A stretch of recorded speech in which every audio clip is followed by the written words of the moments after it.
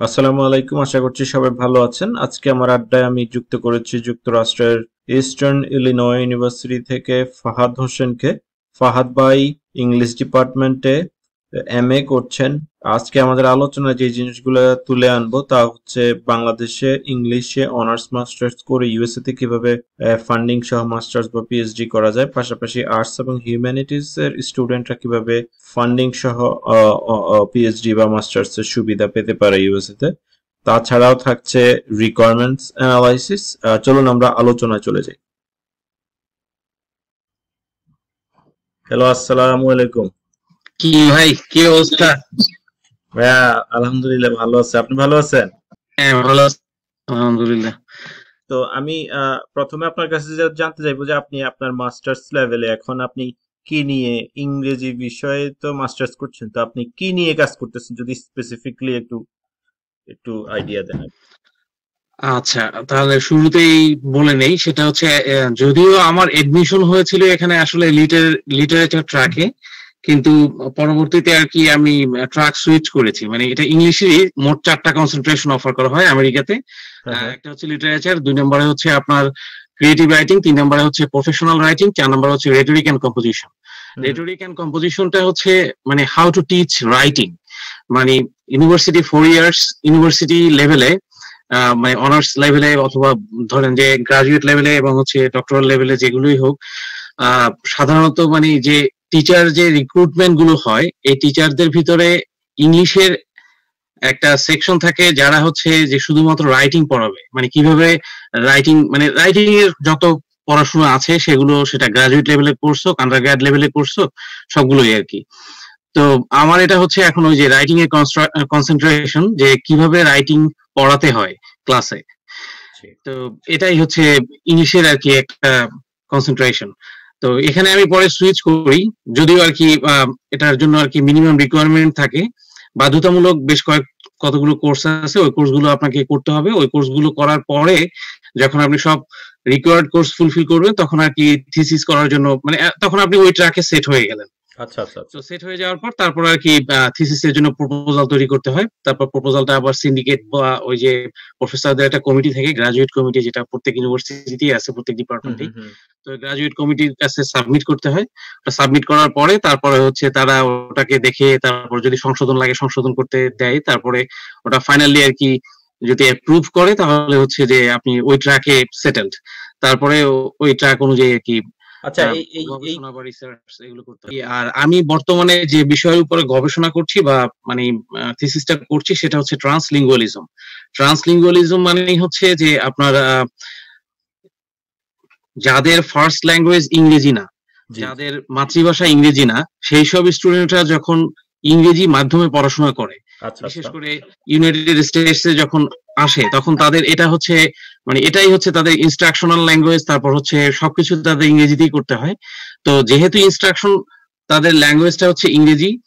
তো রাইটিং এর ক্ষেত্রে যখন আপনার ইংরেজিতে এখন অন্য সেকেন্ড ল্যাঙ্গুয়েজে যখন আরেকজন স্টুডেন্ট পড়াশোনা করে বা লিখে, হুম, তখন হুম। তার কালচারাল অনেক টুলস নিয়ে আসে। যে এই টুলস গুলো হচ্ছে যেমন সিমিলি, মেটাফোর, তারপরে হচ্ছে অনেক ধরনের সিম্বল থাকে, যে গুলোকে অনেক সময় ট্রান্সলেশন করা যায় না। বাট এই জিনিসগুলো তাদেরকে মানে ইনকর্পোরেট করা, তারপর হচ্ছে অডিয়েন্স অ্যাওয়ারনেস, এই সবকিছু নিয়েই হচ্ছে আপনার ট্রান্সলিঙ্গুয়ালিজমের ধারণাটা। আচ্ছা, মানে আচ্ছা। হচ্ছে যদি মানে ইউনাইটেড স্টেটস অফ আমেরিকায় পড়াশোনার ক্ষেত্রে পুরো রাইটিং এর কোর্স গুলো এমন ভাবে সাজানো হয় যে এই পুরো ফোকাসটাই থাকে হচ্ছে মনোলিঙ্গুয়ালিজম, মানে পুরো একটা ল্যাঙ্গুয়েজ কেন্দ্রিক।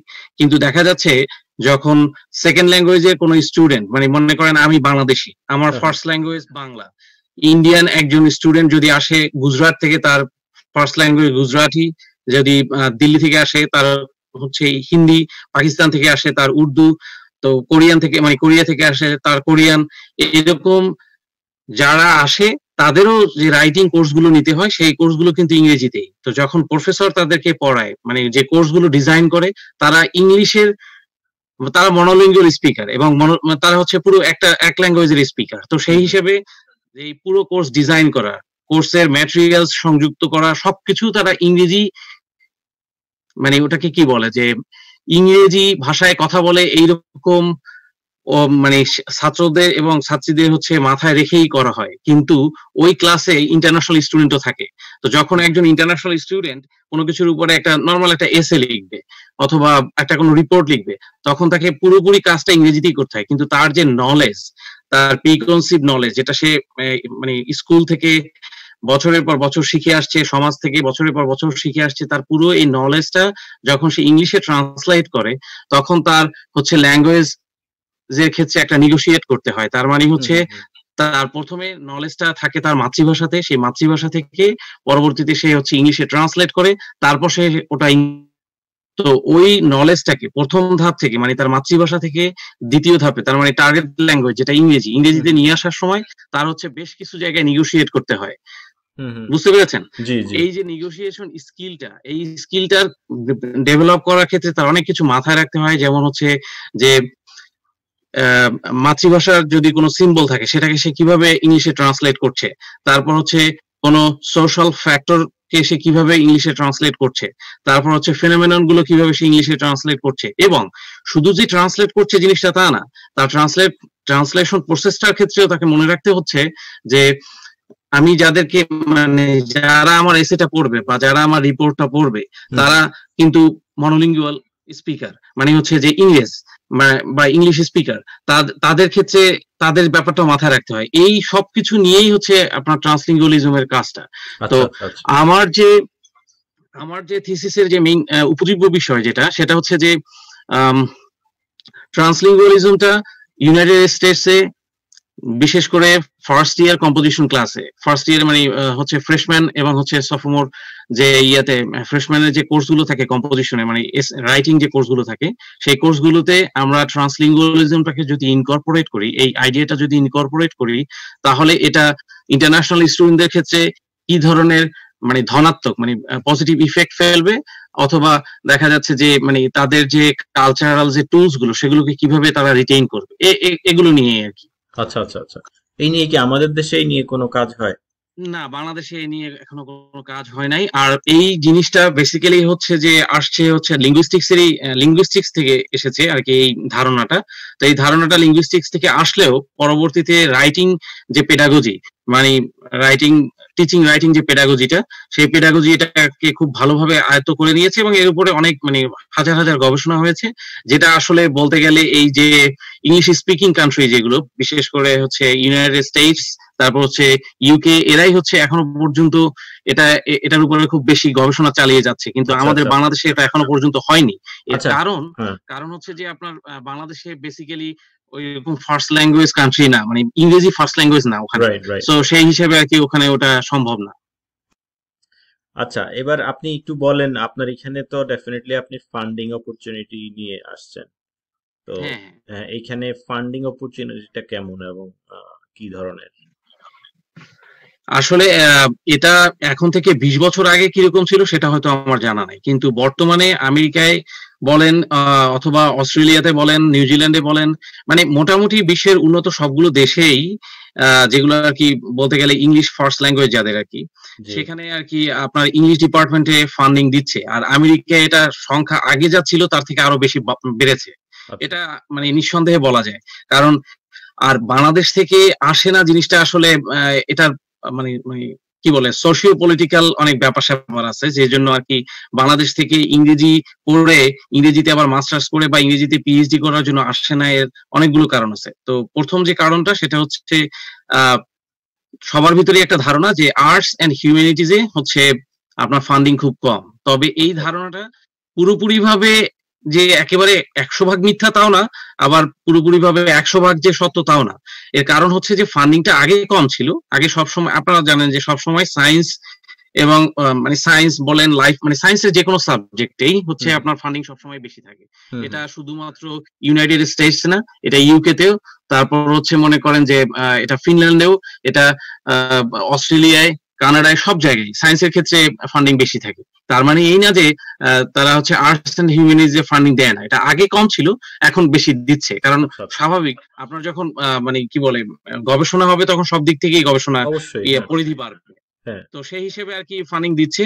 আর হচ্ছে ইংলিশের ক্ষেত্রে যেটা হয় যে বাংলাদেশ থেকে বা আমাদের ওই যে দক্ষিণ এশিয়া থেকে স্টুডেন্টরা আসে না, এর একটা কারণ হচ্ছে যে ইংলিশের, বিশেষ করে আমেরিকা বলেন, ইউকে বলেন, অস্ট্রেলিয়া, নিউজিল্যান্ড, কানাডা, এগুলোর বিশেষ করে গ্রাজুয়েট লেভেলের পড়াশোনা, মাস্টার্স এবং পিএইচডি, এগুলো খুবই রিগোরাস। আমরা যেভাবে পড়াশোনা করে এসেছি সেটা এখানে কোনো কিছুই হবে না। যেমন উদাহরণ হিসেবে যেটা বলি যে আমরা এখানে 1 বছরে যেটা পড়ি সেটা হয়তো আমরা 4 বছরে পড়ে এসেছি আমাদের বিশ্ববিদ্যালয়ে অনার্সে। মানে 4 বছরের সিলেবাসটা এখানে আমাকে পড়তে হচ্ছে মাত্র 1 বছরে, মানে 2টা সেমিস্টারে, 4 4 8 মাসে। হুম, ঠিক আছে, এবং এটা এটা খুবই রিগোরাস এবং প্রতিদিন পড়ার মধ্যে থাকতে হয়। এমনও দিন গেছে বা এমনও সেমিস্টার গেছে হয়তো আমি 3 ঘন্টা বা 4 ঘন্টা বেশি ঘুমাতে পারিনি। হুম, হুম, হুম, কিন্তু ঠিক। এই জিনিসগুলো দেখা যাচ্ছে যে এই জিনিসগুলো আপনার আমাদের বাংলাদেশের প্রেক্ষাপটে সম্ভব না। আচ্ছা, আমাদের বাংলাদেশের দেশে প্রেক্ষাপটে ধরেন আমরা দেখলাম যে কলা ভবনে যারা, বিশেষ করে ইংরেজি বিভাগে যারা, ইংরেজি বিভাগ সহ কলা ভবনের সাবজেক্ট গুলোতে একটু একটু রিল্যাক্সই থাকে সবসময়, ক্লাস কম থাকে, সায়েন্সের তুলনায় ল্যাপটপ কম থাকে, তাই না? সেই তুলনায় এখানে পড়াশোনার চাপটা কেমন ইংরেজি বিভাগে? না, পড়াশোনার চাপ যদি আপনি ইংরেজি বিভাগ ইন বাংলাদেশ আর ইংরেজি বিভাগ ইন ইউএস। ইউনাইটেড স্টেটস যদি ধরেন তাহলে হচ্ছে আপনার দুই দিকেই হচ্ছে মানে আকাশ পাতাল তফাৎ। ওখানের সিস্টেমটা আর এখানের সিস্টেম সম্পূর্ণ আলাদা। এখানে খুবই রিগোরাস, যেটা বললাম যে এখানে আপনার রেগুলার ক্লাস হয়, ওখানেও রেগুলার ক্লাস হয়, কিন্তু ওখানে সবচেয়ে বড় সমস্যাটা হচ্ছে যে আমাদের বাংলাদেশের ইংরেজি বিভাগের বেশ কিছু মানে অধিকাংশই হচ্ছে আপনার ইয়ারলি সিস্টেমে পরীক্ষা হয়। মানে ফার্স্ট ইয়ারের পরীক্ষাটা পুরো বছর সে ক্লাস করবে, তার ভিতরে হয়তো মিড টার্ম হতে পারে বা টিউটোরিয়াল পরীক্ষা হতে পারে, তারপরে একটা ফাইনাল পরীক্ষা দিবে বছর শেষে। হুম, এখন কিছু কিছু বিশ্ববিদ্যালয়ের ইংরেজি বিভাগ তারা হচ্ছে 6 মাসের সেমিস্টার করেছে আচ্ছা। বা করার চেষ্টা করছে, কিন্তু মানে পড়াশোনার প্রেক্ষাপট বলেন, তারপর হচ্ছে সিলেবাসের মানে ওটাকে বলে পরিধি, পরিধি বলেন, সব দিক থেকে এখানের সিলেবাস গুলো অনেক মানে অনেক রিগোরাস আর কি, অনেক পরিশ্রম সাধ্য জিনিস, যেটা আর কি আহ, আমাদের দেশে যেটা আমরা যেটা অনার্সে যেটা করেছি সেটা হচ্ছে সারা বছর আমরা ক্লাস করেছি, ডেইলির পর ডেইলি করিনি। পরীক্ষার আগে 1 মাসের একটা প্রিপারেটরি লিভ পেয়েছি, যেটা হচ্ছে শুধু ইংরেজি বিভাগ না, এটা পলিটিক্যাল সায়েন্সও পায়, এটা হচ্ছে সায়েন্সের স্টুডেন্টরাও পায়, এটা ওটাকে বলে কি সমাজবিজ্ঞানের স্টুডেন্টরাও পায়, সবাই পায় মোটামুটি 1 মাস বলেন বা হ্যাঁ। 20 দিনের একটা প্রিপারেটরি লিভ পায়, যেটা হচ্ছে পড়াশোনা করার জন্য। কিন্তু এখানে ওরকম কোনো সুযোগ সুবিধা নাই। এখানে হচ্ছে ডেইলি পড়া ডেইলি আপনাকে করতে হবে, তারপর অ্যাসাইনমেন্ট সময় মতোই দিতে হবে।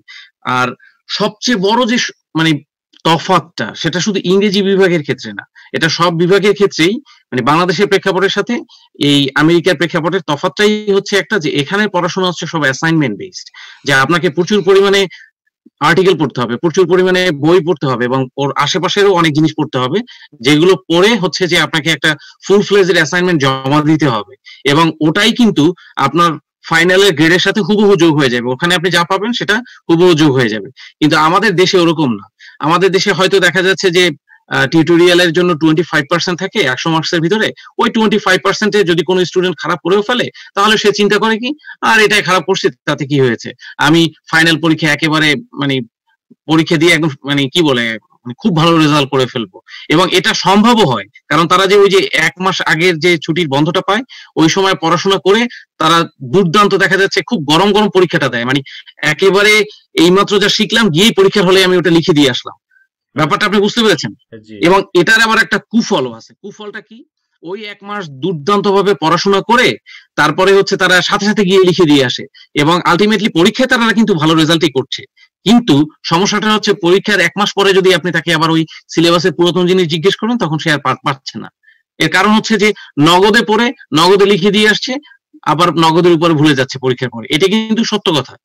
এই জিনিসটা কিন্তু আপনার এখানে হচ্ছে না, কারণ এখানে আচ্ছা, হচ্ছে আচ্ছা, কি, আচ্ছা। আপনি অ্যাসাইনমেন্টটা তৈরি করার জন্য আপনার প্রচুর পরিমাণে পড়াশোনা করতে হচ্ছে, তারপরে আপনাকে লিখতে হচ্ছে, ওটাকে লিখতে আবার হচ্ছে, রিভাইজ দিতে হ্যাঁ। হচ্ছে, অনেকটা ফাইনালি কেস আপনি গিয়ে স্টাডি সাবমিট টাইপ, করছেন। হ্যাঁ। তার মানে কয়েকটা স্টেজ পার করছেন আপনি, মানে একই এখানে জিনিস অনেকটা লিখতে গিয়ে মানে কয়েকটা স্টেজ পার করছেন। গতানুগতিক প্রশ্নের উত্তর নাই এখানে, এখানে অনেকটা মানে চিন্তা ভাবনার মাধ্যমে অ্যাসাইনমেন্ট গুলা, কেস স্টাডি টাইপ, তাই না? এখানের আমি হ্যাঁ। সায়েন্সে যেরকম দেখি এরকমই আমাদের গতানুগতিক, যে এই 20টা কোশ্চেন 30টা কোশ্চেন পড়লে হবে, আসলে আমাদের তো এরকম কোনো সুযোগ নাই আর কি। আমার মনে হয় ইংলিশে আপনি আপনি যেভাবে বলতেছেন আপনাদেরও একই অবস্থা, মানে এরকম হ্যাঁ, কোনো হ্যাঁ। সুযোগ নেই আর কি।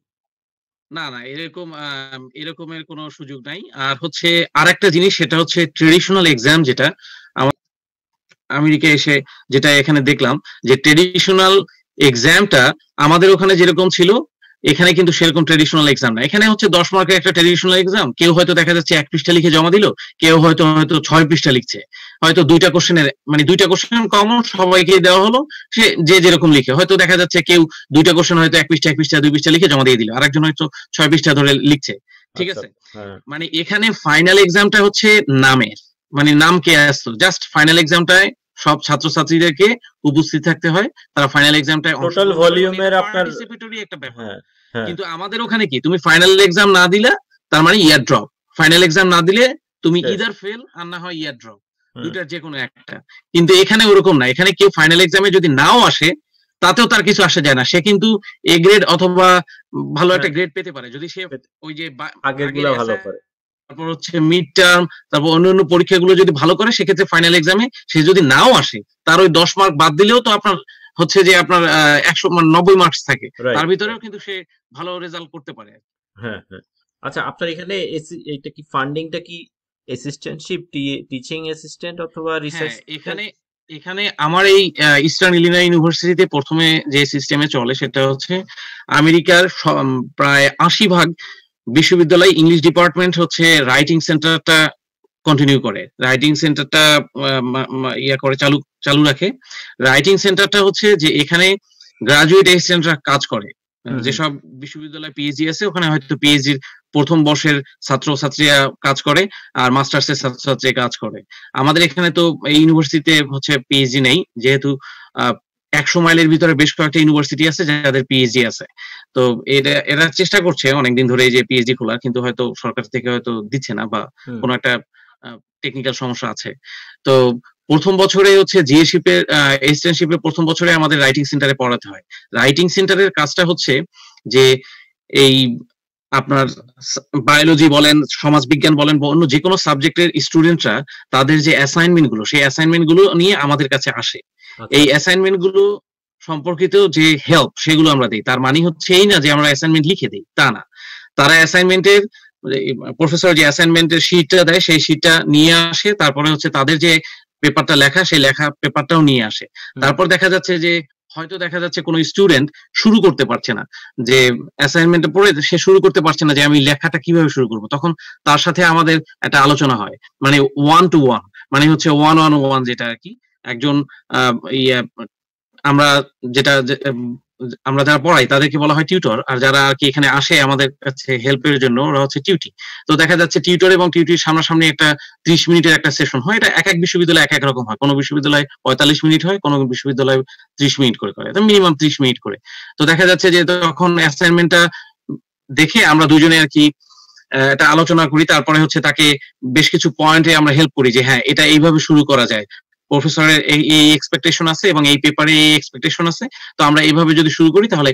তো তখন দেখা যাচ্ছে এই যে ব্রেন স্টর্মিং এর একটা ব্যাপার আছে, যে ব্রেন স্টর্মিং এর ব্যাপারে আমরা তাকে হেল্প করি, পয়েন্ট গুলো দিয়ে দিই, সে পয়েন্ট পেপারটা তার নিজেরই লিখতে হয়। আবার মনে করেন এক গ্রুপ আছে যারা হয়তো দেখা যাচ্ছে ফুল পেপার নিয়েই আসছে, সে ফুল পেপার লিখে ফেলেছে, সে জাস্ট দেখাতে চাচ্ছে যে একটা মানে রাফ একটা এস্টিমেশন যে তার পেপারটার অবস্থা কি, যে তার অ্যাসাইনমেন্ট এবং তার এগেইনস্টে যে সে পেপারটা লিখলো সেই পেপারটার অবস্থাটা কি, সেই পেপারে আর কোন কোন জায়গায় দুর্বলতা আছে, সেই দুর্বলতাগুলো কিভাবে দূর করা যায়, সেই দুর্বলতাগুলো খুঁজে বের করতে আমরা তাকে সাহায্য করি। তারপর হচ্ছে কনস্ট্রাকটিভ যে সাজেশন, সেই সাজেশন গুলো দেই। তার মানে আমরা কিন্তু বলি না যে তুমি এই পেপারে কিন্তু এ পাচ্ছ, এই পেপারে কিন্তু তুমি বি পাচ্ছ, এগুলো বলা একদমই হারাম, এগুলো বলা যাবে না। কারণ হচ্ছে এটা একমাত্র শুধুমাত্র ওই ডেজিগনেটেড প্রফেসরই করতে পারবে, কারণ আমরা তো ইভালুয়েটর, আমরা যেটা করছেন তাকে হয়তো বলছেন যে এইভাবে করা উচিত, এইভাবে করা উচিত করে হ্যাঁ দিচ্ছেন, হ্যাঁ এটা এটা এটা হেল্প করি তাকে ইনস্ট্রাক্ট করছেন, এরকম আর কি। এই তাকে এই অ্যাসিস্ট যত করতেছেন। রাইটিং রিলেটেড যত কাজ আছে সব কাজগুলো আর কি আমরা করি। তো মানে ওরা হচ্ছে আপনাদের, অ্যাপয়েন্টমেন্ট নেয় আচ্ছা, অথবা ওয়াক ইন, মানে হেঁটে আসে, এসে তারপর হচ্ছে একটা অ্যাপয়েন্টমেন্ট নেয়, একটা সেশন হয় এরকম। এই আচ্ছা, আচ্ছা। তা আপনাদের ফান্ডিংটা মূলত আপনাদের এখানে এই গ্রাজুয়েট অ্যাসিস্ট্যান্টশিপ থেকেই আসে? হ্যাঁ, গ্রাজুয়েট তা এক্সটেনশিপ থেকেই আপনাদের আসে এবং হচ্ছে আহ, এর মধ্যে হচ্ছে যে আমাদের একটা কোর্স আছে যেটা হচ্ছে মেন্টরড কম্পোজিশন টিচিং। তো এই কোর্সটা ম্যান্ডেটরি, সব মাস্টার্স এর স্টুডেন্টদের জন্য করতে হয়। এই মেন্টরড কম্পোজিশন টিচিং এই কোর্সটা শেষ করার পরে হচ্ছে আমাদের কাছ থেকে তখন আমরা অলরেডি ফার্স্ট ইয়ার কমপ্লিট করে ফেলি, ফার্স্ট ইয়ারের শেষ দিকে থাকি, তখন আমাদের কাছে অ্যাপ্লিকেশন চাওয়া হয় যে তোমরা নেক্সট মানে সেকেন্ড ইয়ারের প্রথম সেমিস্টার যেটা নেক্সট ফল থেকে যারা ক্লাসে পড়াতে চাও, মানে হচ্ছে যে কম্পোজিশনে যে রাইটিং ক্লাসগুলো আমরা পড়াতে চাই সেই ক্লাসের জন্য আমাদের অ্যাপ্লিকেশন করতে হয় ডিপার্টমেন্টের হেড বরাবর।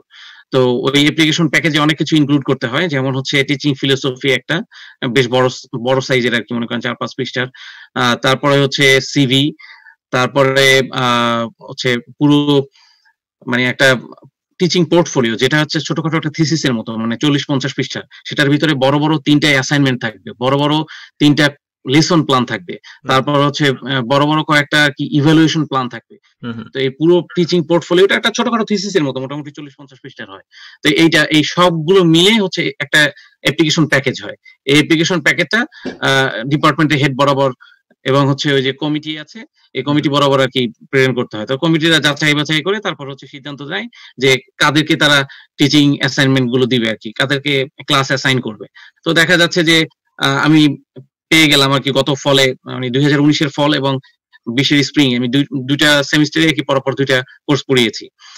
তো এই আর কি সেকেন্ড ইয়ারে আর কি ওই এক্সটেনশিপটা ওইভাবে আর কি ভাগ হয়ে যায়, কিন্তু এটা বাধ্যতামূলক না। কেউ যদি মনে করে যে না আমি পড়াবো না, আমি শুধু রাইটিং সেন্টারেই কাজ করব, রাইটিং সেন্টারে টিউটর হিসেবে কাজ করব, সেটা করতে পারে। এটা কতটুকু কম্পিটিটিভ, মানে আপনি যদি বাংলাদেশ থেকে কতটুকু কম্পিটিটিভ অ্যাসিস্ট্যান্টশিপটা পাওয়া, মানে ফান্ডিংটা পাওয়া কতটুকু কম্পিটিটিভ?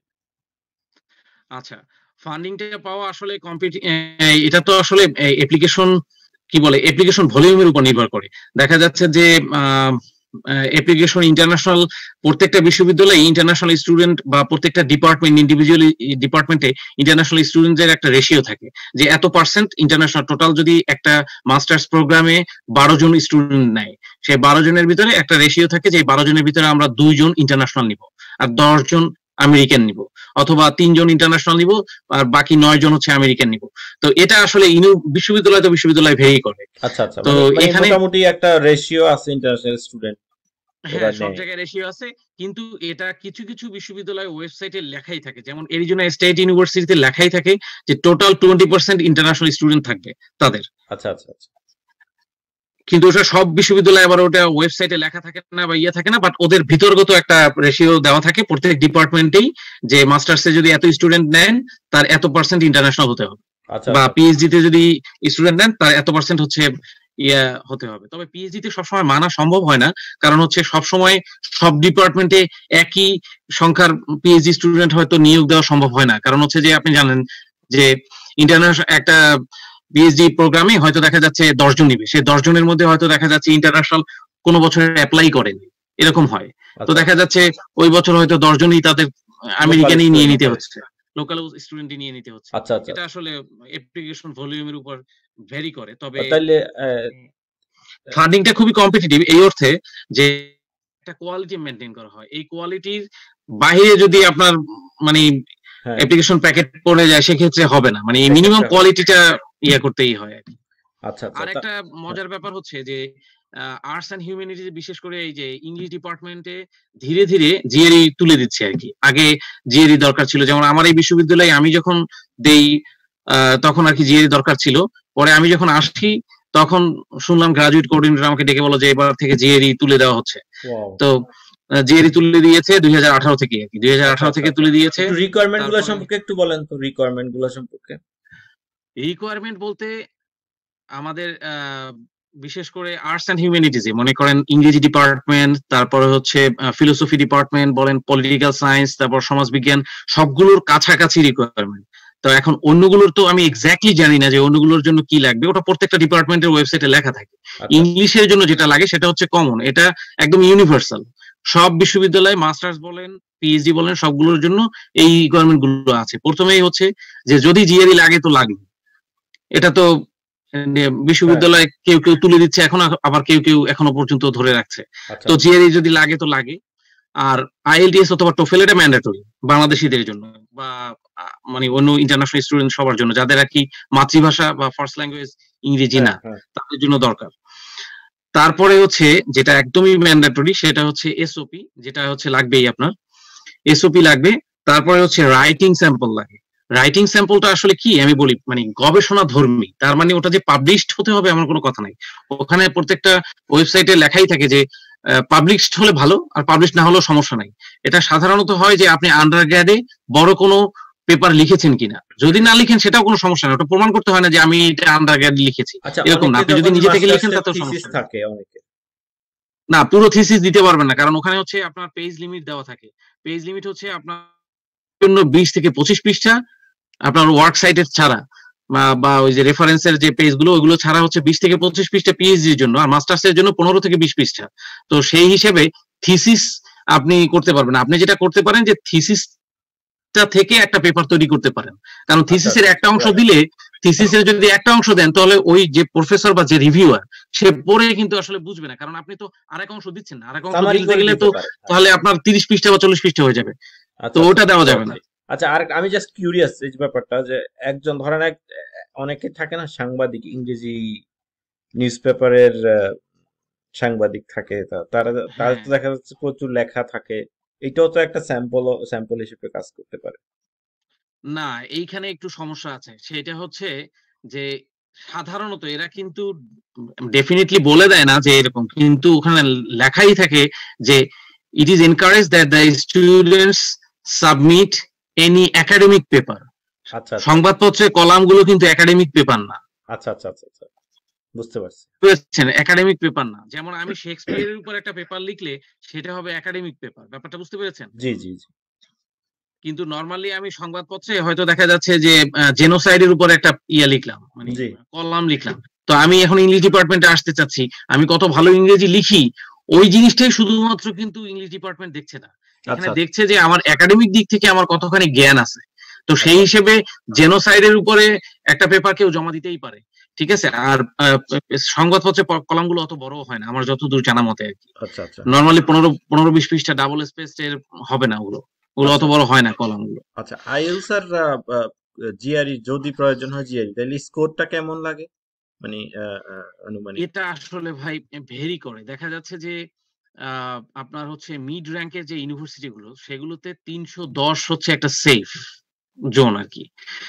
আর ইংরেজির ক্ষেত্রে অবশ্যই ইংরেজি ছাত্রদেরকে মনে রাখতে হবে যে ইংরেজি ডিপার্টমেন্টে এরা মানে 2-1টা ইউনিভার্সিটি বাদে, একদম মানে হাতে গোনা 2-4টা ইউনিভার্সিটি বাদে অন্য সব ইউনিভার্সিটির ইংলিশ ডিপার্টমেন্ট অ্যাপ্লিকেশন প্যাকেজে জিআরই যারা আর কি চায় তারা কখনোই কোয়ান্ট পার্ট দেখে না, এটা মনে রাখতে হবে। ইংলিশ ডিপার্টমেন্টের ম্যাক্সিমাম ইউনিভার্সিটিতে কোয়ান্ট পার্ট দেখে না, তারা যেটা একেবারেই মানে মানে খুব ভালো করে দেখে সেটা হচ্ছে ভার্বাল পার্টটা, আর হচ্ছে অ্যানালাইটিক্যাল রাইটিং, যেটা আর কি এডব্লিউই, এই অ্যানালাইটিক্যাল রাইটিং পার্টটা খুব ভালো দেখে, আর হচ্ছে আপনার ভার্বাল পার্টটা। আর ওই কোয়ান্ট পার্টে আসলে ইংলিশ ডিপার্টমেন্টের ছাত্রদের অত বেশি চিন্তা করারও দরকার নাই, তারা যদি ইচ্ছা করে অপু 10-20 19-20 করেও দিতে পারে, কোয়ান্ট পার্ট নিয়ে তারা বদার্ড না। শুধুমাত্র বেশ কিছু হাই র্যাঙ্ক ইউনিভার্সিটি আছে যারা কোয়ান্ট পার্টটাকে বলেই দেয় যে ভার্বালে মিনিমাম এত এবং কোয়ান্ট পার্টে মিনিমাম এত পেতে হবে। যেমন ইউনিভার্সিটি অফ ইলিনয় আরবানা-শ্যাম্পেইন, এদের ইংলিশ ডিপার্টমেন্টটা হচ্ছে আমেরিকার প্রথম 10টা ইউনিভার্সিটির মধ্যে, মানে এদের ইংলিশ ডিপার্টমেন্টটা একদম হার্ভার্ড প্রিন্সটনের সাথে প্রথম 10টার মধ্যে, মানে প্রথম 10টা না যেন 20টার মধ্যে। তো এরা বলেই দেয়, এদের ওয়েবসাইটে লেখাই আছে ইংলিশ ডিপার্টমেন্টে যে কোয়ান্টে এত এবং ভার্বালে এত পেতে হবে এবং অ্যানালাইটিক্যালে এত পেতে হবে।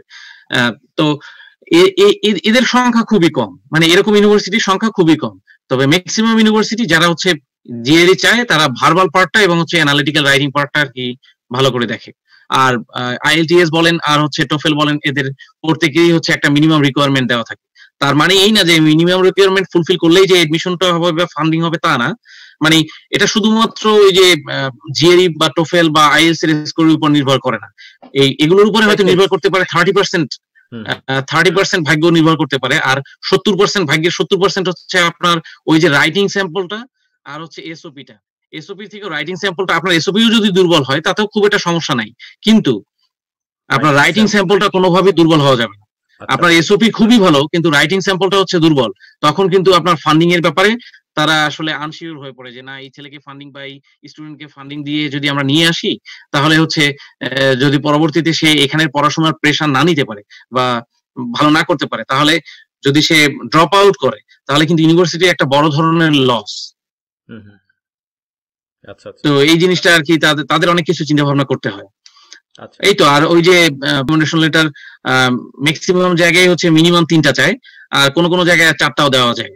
আর কিছু কিছু ইউনিভার্সিটি আছে যারা হচ্ছে 2টা চায়। তবে যেসব জায়গায় একদম ফান্ডিং সহ ভর্তি, মানে আপনাকে এডমিশন দিবে না যদি ফান্ডিং না দেয়, হুম হুম সেই রকম ইউনিভার্সিটি গুলোতে সাধারণত 3টা চাই, মানে 3টা মিনিমাম। হুম এবং হুম এই 3টে রিকমেন্ডেশন লেটার অনেকেই জিজ্ঞেস করে বা ফেসবুকে হয়তো নক করে যে ভাইয়া আমার কলিগ বা আমার সুপারভাইজার বা বস রিকমেন্ডেশন লেটার লিখলে হবে কিনা। আমার ক্ষেত্রে আমি যেটা, মানে আমার যে সাজেশন, আমার কথা হচ্ছে যে রিকমেন্ডেশন লেটার প্রফেসরের কাছ থেকে নিতে হবে, যে তোমার পড়াশোনা সম্পর্কে কমেন্ট করতে পারে, যে তোমার পড়াশোনা সম্পর্কে ভালোভাবে বিস্তারিত বলতে পারে। এটা তো তোমার অফিসের বস বলতে পারবে না। অফিসের বস হয়তো তোমাকে বলতে পারবে না সে সময় খুবই পাংচুয়াল এবং হচ্ছে সব কাজ সে ঠিকঠাক মতো করে বা গোছায় করতে পারে। এই জিনিসগুলো ডিফারেন্ট জিনিস। সেটা হুম। তুমি চতুর্থ যদি কেউ এলাউ করে, সে 4 নাম্বার রিকমেন্ডেশন লেটারটা বসের কাছ থেকে নিতে পারো। বাট এই যে প্রথম 3টা, এগুলো প্রফেসরদের কাছ থেকে নিতে হবে। হুম হুম হুম, বুঝতে পারছি বুঝতে পারছি। আচ্ছা, এর আগে আপনি বাংলাদেশ থেকে তো আপনি সরাসরি এখানে আসছেন, তো এর আগে কোথায় ছিলেন? আমি তো আমার পড়াশোনা তো রাজশাহী বিশ্ববিদ্যালয় থেকে, রাজশাহী বিশ্ববিদ্যালয় ইংরেজি থেকে অনার্স মাস্টার্স করেই আমি বিএবিএম এ ঢুকেছিলাম, কারণ আমার ইচ্ছা ছিল আসলে ব্যাংকার হওয়া।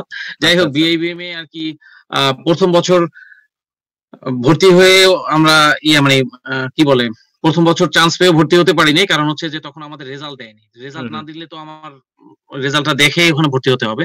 তো ওখানে হতে পারিনি, পরে মাস্টার্স এর রেজাল্ট সহ ওখানে ভর্তি হয়েছিলাম। তো ভর্তি হওয়ার পরে পড়াশোনা ভালোই চলছিল। আপনার ওদের ওখানে ফার্স্ট সেমিস্টারের ফাইনাল পরীক্ষার আগে আর কি আমার নর্দার্ন ইউনিভার্সিটিতে আর কি ফ্যাকাল্টি হিসেবে চাকরি হয়ে যায়। আচ্ছা আচ্ছা আচ্ছা পরে ওখানে আর কি জয়েন করি, জয়েন করার পরে ওখানে 6.5 বছর পড়ালাম, তারপরে এখানে চলে আসলাম। আচ্ছা আচ্ছা আচ্ছা, বুঝতে পারছি। আচ্ছা, আপনার কি বাংলাদেশের যে মাস্টার্স করছেন এবং বাংলাদেশে যে এই টিচিং প্রফেশনের সাথে ছিলেন, এটা কি এইখানে পড়াশোনার ক্ষেত্রে মাস্টার্স বা পিএইচডির ক্ষেত্রে কোনো হেল্পফুল? হ্যাঁ হ্যাঁ, এটা অবশ্যই হেল্পফুল। এটা অবশ্যই হেল্পফুল, কারণ হচ্ছে যে আপনি শুধুমাত্র টিচিং এই যখন থাকবেন, তখন দেখা যাচ্ছে যে আপনি যা পড়াচ্ছেন, আপনি যা পড়ে এসেছেন, আপনি সেই জিনিসই পড়াচ্ছেন। মানে এটা কি বলে, রোলিং এর উপরে আপনি আচ্ছা থাকছেন, আচ্ছা মানে আচ্ছা, মানে কন্টিনিউশনের ওটাকে তারা মধ্যে থাকছেন। এক্সপিরিয়েন্স হিসেবে আর কি হ্যাঁ দেখছে আর কি। হ্যাঁ, এক্সপেরিয়েন্স হিসেবে দেখছে। এবং এটার পোটেনশিয়ালিটিটা হচ্ছে কি, আপনি একই জিনিসের ভিতরে অনেকদিন ধরে থাকছেন। যেমন ইংলিশ থেকে বের হয়ে কেউ ম্যাজিস্ট্রেট হলো, কথার কথা ধরেন, সে হুম ম্যাজিস্ট্রেট হয়ে 3-4 বছর চাকরি করলো, সে আবার ইংলিশে মাস্টার্স করতে চায়। ওই সেম ব্যক্তিও অ্যাপ্লিকেশন করলো আমেরিকার একটা বিশ্ববিদ্যালয়, আবার দেখা যাচ্ছে ওই তারই কোনো ক্লাসমেট বা তার কোনো জুনিয়র বা সিনিয়র যে মানে টিচিং প্রফেশনে আছে, সেও অ্যাপ্লিকেশন করলো। ওই হুম হুম। ম্যাজিস্ট্রেটের সম্ভাবনা কম কোন অর্থে, এইখানে টিচিং যে তার প্রফেশনাল, হ্যাঁ, প্রফেশনাল যে এক্সপেরিয়েন্স, এটা হচ্ছে তাকে আগে নিয়ে যাবে, এবং প্রফেসররা বুঝবে যে এ অলরেডি পড়াশোনা করতে আসছে। তবে হ্যাঁ, এর মানে এই না যে ম্যাজিস্ট্রেটের হবে না, কিন্তু তার এসওপিটা বা অন্যান্য, মানে তাকে প্রফেসরদেরকে কনভিন্স করতে হবে যে আমি অন্য প্রফেশনে থেকেও আমি ইংলিশে মাস্টার্স করতে চাচ্ছি, কারণ আমার পিছনে এই রিজন গুলো আছে। আচ্ছা আচ্ছা আচ্ছা আচ্ছা, হ্যাঁ, বুঝতে পারছি বুঝতে পারছি। আচ্ছা আচ্ছা, তাহলে যারা বাংলাদেশ থেকে মানে ডিরেক্টলি পিএইচডি তে অ্যাপ্লাই করতে চায়, সেই ক্ষেত্রে কি কোনো অপরচুনিটি আছে নাকি অ্যাডমিশন পাওয়ার, ফান্ডিং সহ? হ্যাঁ, সেটা তো অবশ্যই আছে। যেমন আমার জুনিয়র, আমাদের রাজশাহী বিশ্ববিদ্যালয়ে আমাদের একই বিভাগের জুনিয়র যে সিমন, ওই ছোট ভাই আছে হচ্ছে ইউনিভার্সিটি অফ এরিজোনায়, ও ডিরেক্ট পিএইচডি করতে এসেছে ওখানে। আমাদের মিজান ভাই অলরেডি সে এখন ডক্টরাল ডিসার্টেশন তার লেখা শেষ, সম্ভবত জুলাইতে তার ইচ্ছা আছে যে জুলাইতে ডিফেন্স দিবে ইলিনয় স্টেট ইউনিভার্সিটি থেকে। সেও কিন্তু ইংলিশে, সেও আচ্ছা এডরুল, মানে রাজশাহী বিশ্ববিদ্যালয় ইংলিশে। তো আহ, সেও কিন্তু মাস্টার্স ওইখান থেকে, এখানে তাদের মাস্টার্স না, তারা ডাইরেক্ট পিএইচডি তে এখানে এসেছে। তারপর হচ্ছে সিমনও ডিরেক্ট পিএইচডি তে এখানে এসেছে। আচ্ছা আচ্ছা মাস্টার্স করতে এসেছি আমি, আমার বন্ধু রাব্বি, ও ইস্ট ওয়েস্টের সিনিয়র লেকচারার ছিল। ও আছে এখন ফ্লোরিডা স্টেট ইউনিভার্সিটিতে পিএইচডি করছে আর কি। এই এই আচ্ছা এই আচ্ছা। গত ফল তো থেকে আর কি শুরু করলো।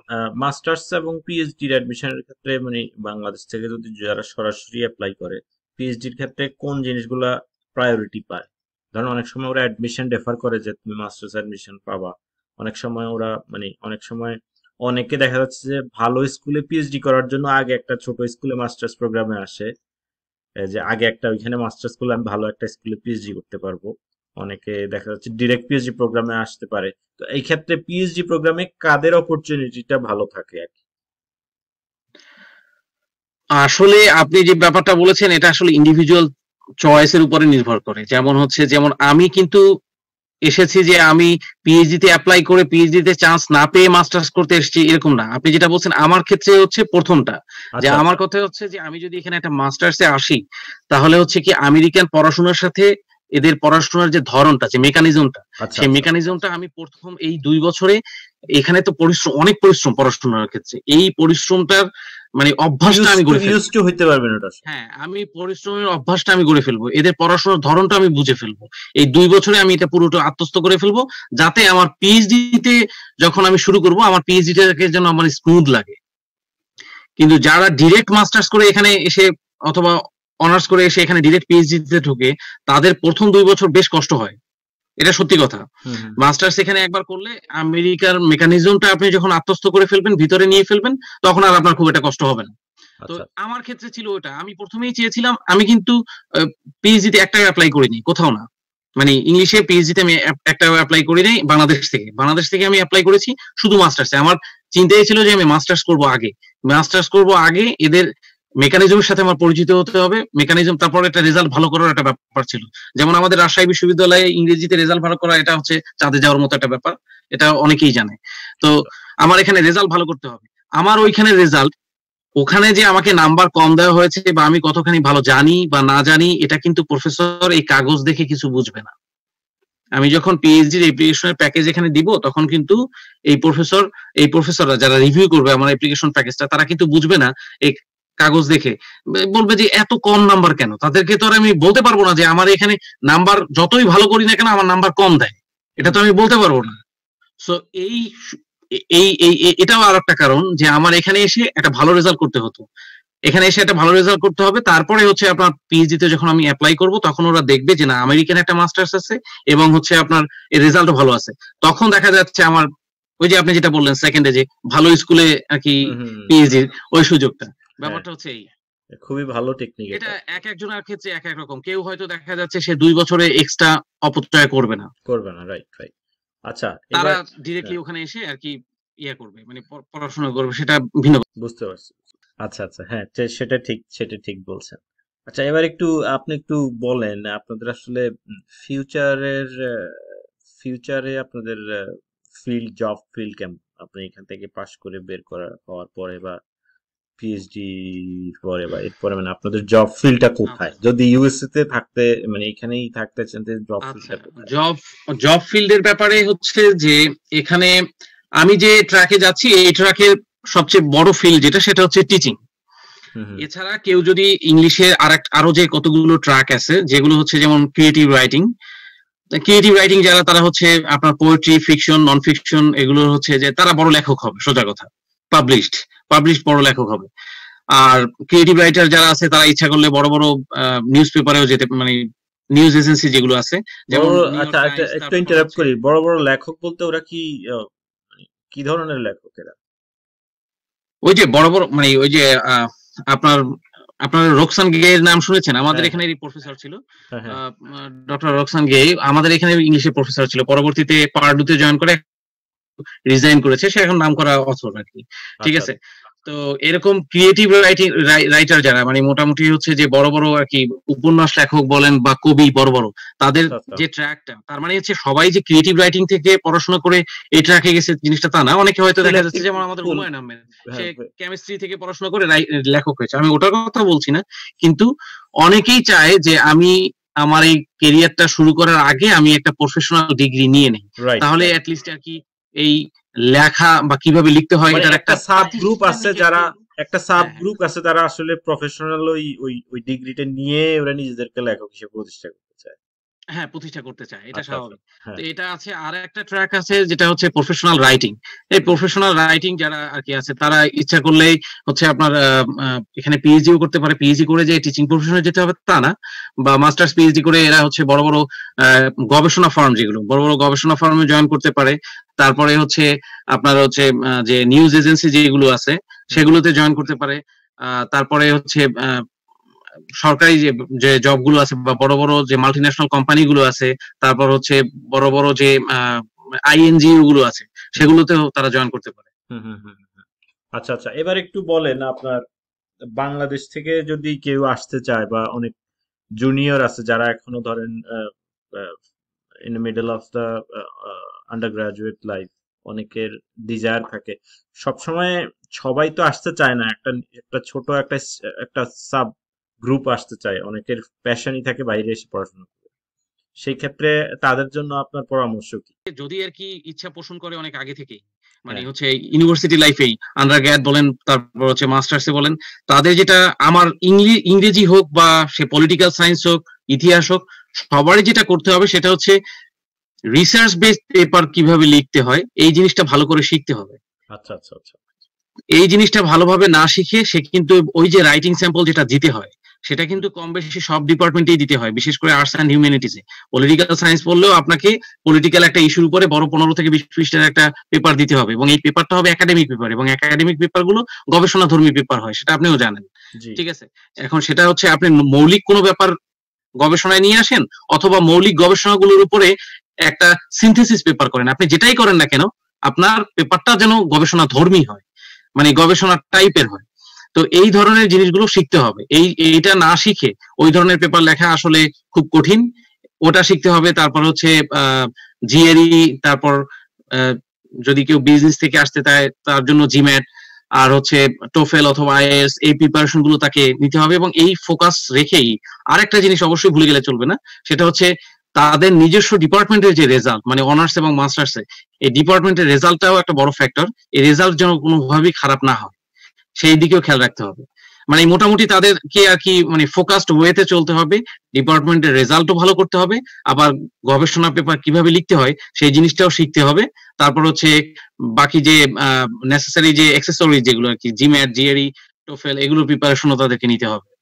এবং এটা মোটামুটি আমার মতে শুরু করা উচিত, যদি কেউ আসতে চায় সেক্ষেত্রে সেকেন্ড ইয়ার, থার্ড ইয়ারের শেষ দিকেই শুরু করা উচিত, তাতে সে ফোর্থ ইয়ার পুরোটা এবং হচ্ছে মাস্টার্স পুরো 2টা বছর সময় পাবে। আচ্ছা আচ্ছা আচ্ছা ভাইয়া, অনেক অনেক ধন্যবাদ ভাইয়া। আপনি যে ইনফরমেশন গুলা দিচ্ছেন, আশা করি আমাদের ইনফরমেশন গুলো আমাদের যারা আসতে চায় তাদের অনেক কাজে লাগবে। আপনাকে অনেক অনেক ধন্যবাদ, অনেক অনেক ধন্যবাদ। এত ব্যস্ততার মধ্যে আহ, সময় আমার অনুরোধ রক্ষা করে সময়টা দিয়েছেন। আশা করতেছি না না, ঠিক আছে। আমাদের আলোচনা থেকে কারো না কারো উপকার হবে। আচ্ছা, ঠিক আছে, ভালো থাকেন। আচ্ছা ভাই, ভালো থাকেন। হ্যাঁ, আল্লাহ হাফেজ। আচ্ছা, আল্লাহ হাফেজ।